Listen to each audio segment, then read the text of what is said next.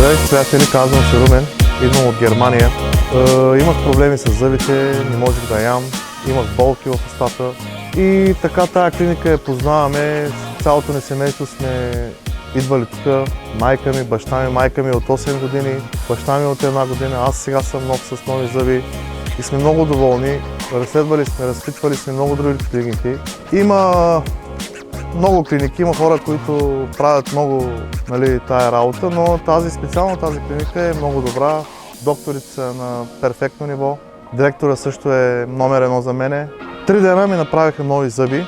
След чакането на имплантите да зараснат. Ми отне само 3 дена и в момента съм с нова усмивка. Мога да ям, мога да пия. Просто е супер обстановката. Клиниката е много добра, чиста.